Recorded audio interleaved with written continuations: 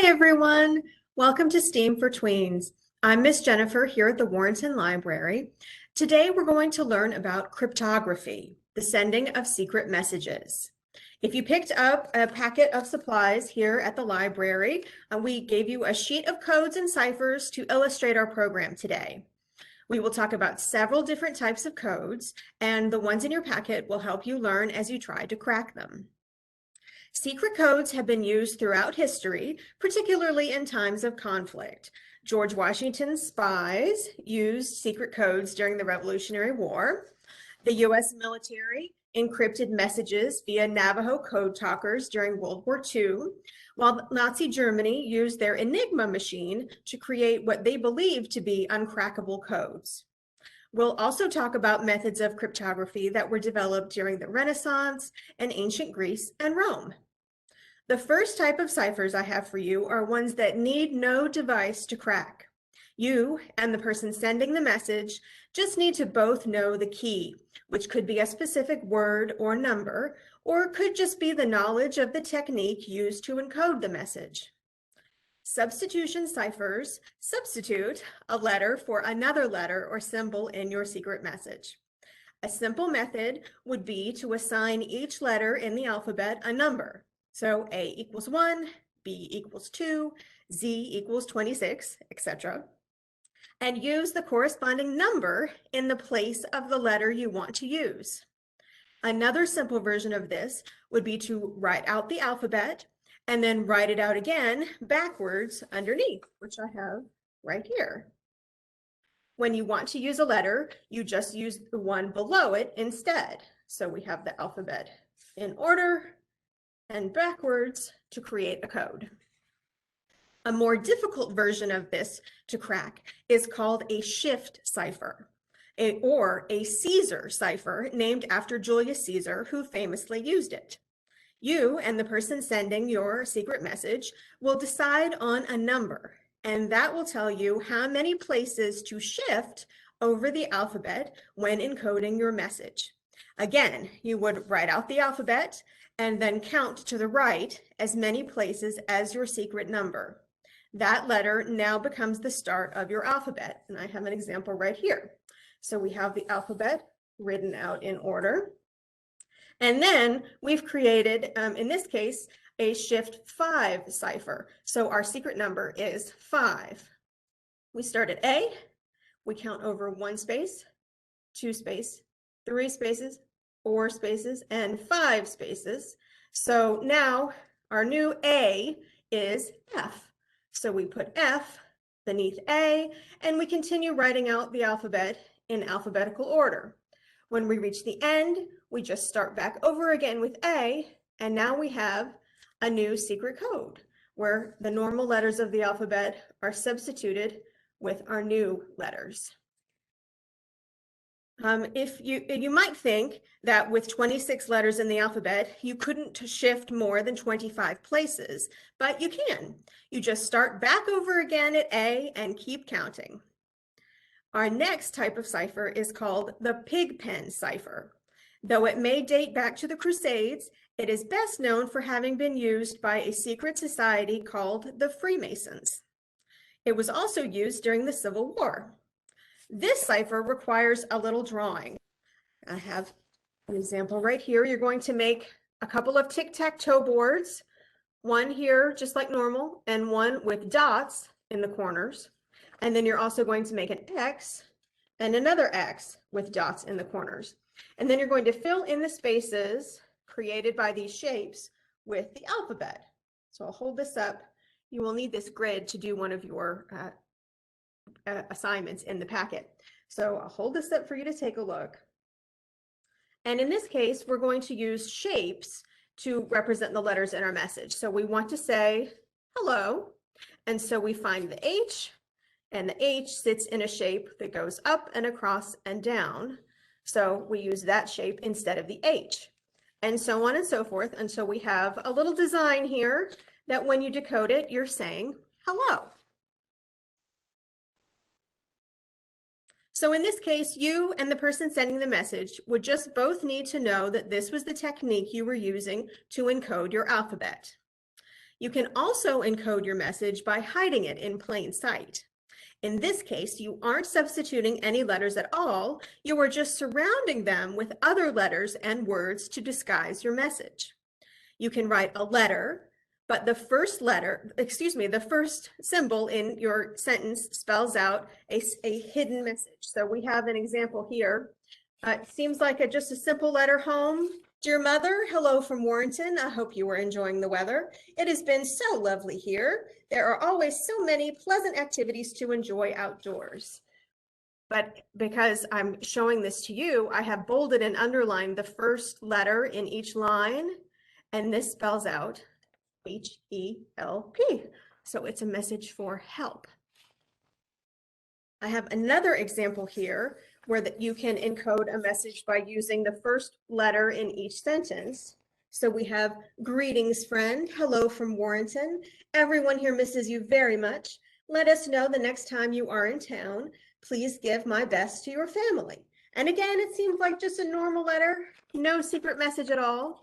And for the benefit of you looking at home, we have bolded and underlined the first letter of each sentence, which again spells out help. So this is another method of sending a message where you and the other person just need to know the technique that you are using.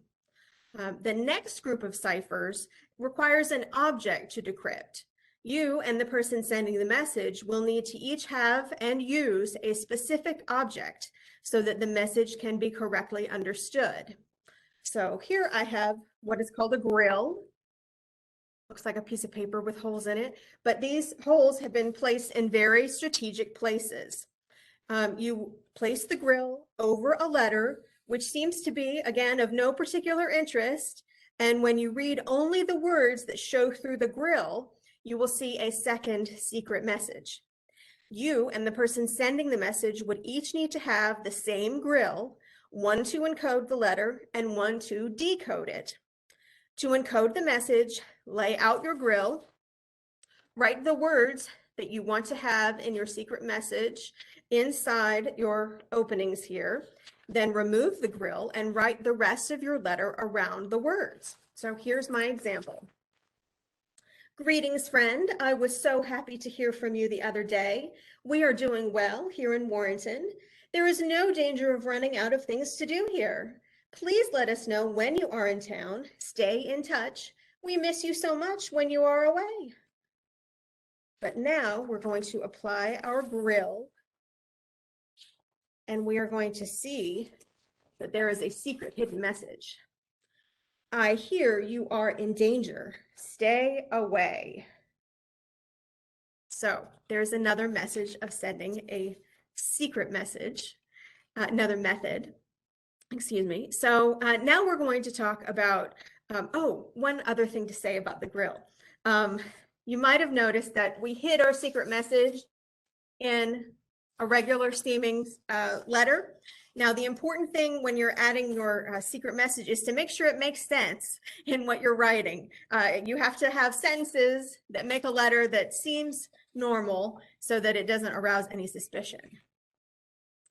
So our next type of cipher requires books, which we certainly have plenty of here at the library.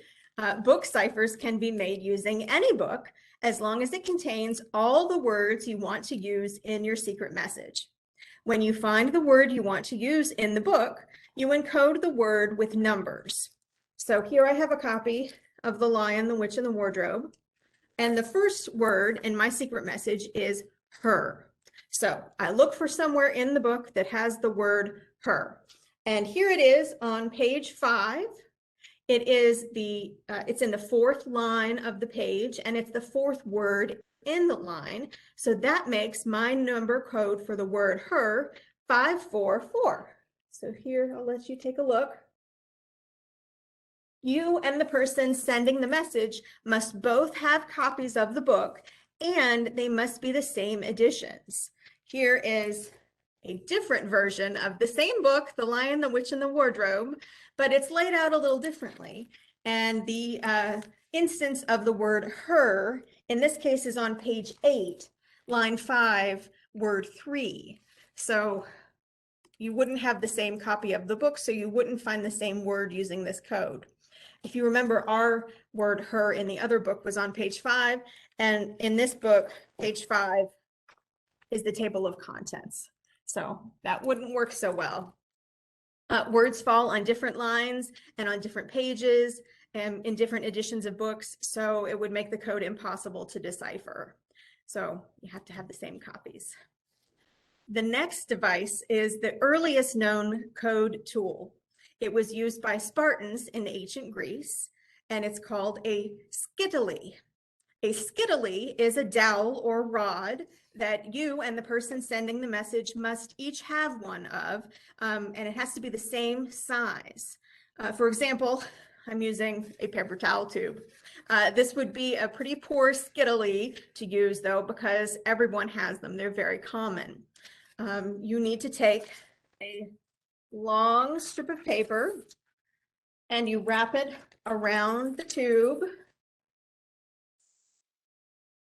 and the tube will make the words on the paper fall into the right spot.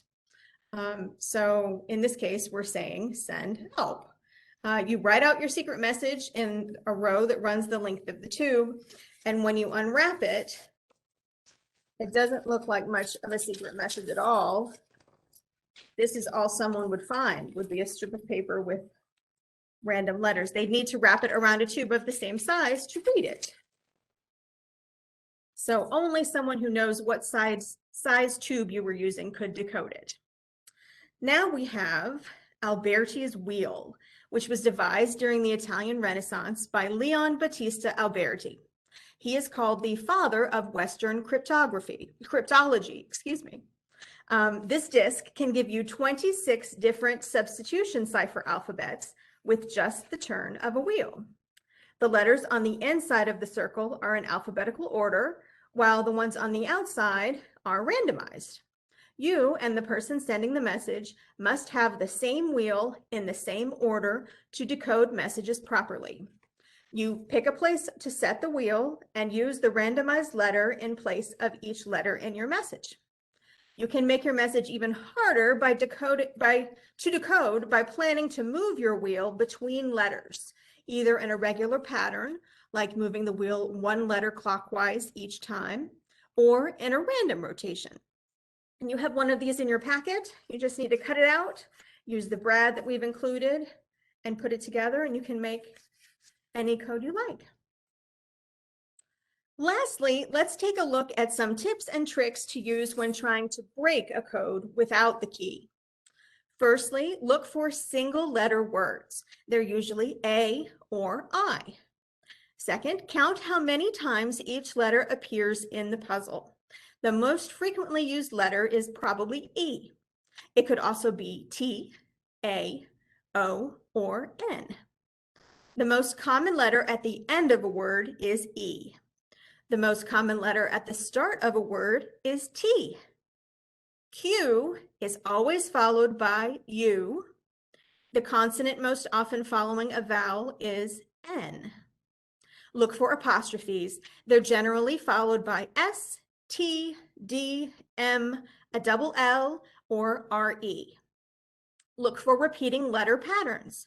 They may be common letter groups such as TH, SH, RE, CH, TR, ING, ION, or ENT.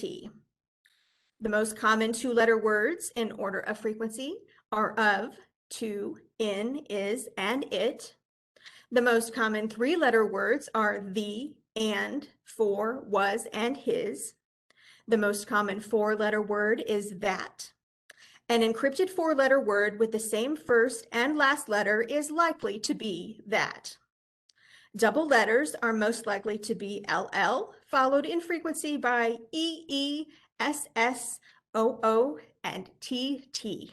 So there are some tips and tricks to use when you're trying to break a code without the key. We have many books on codes and ciphers, as well as their use throughout the library. Here are a few that I enjoyed looking through to create this program. Maybe you'd find them interesting as well. Feel free to come by the library and check one out to learn more about cryptography. Thank you all so much for watching. I hope you enjoyed this month's STEAM for Tweens. Keep an eye out for our next program coming in April. Thanks for watching. Bye-bye.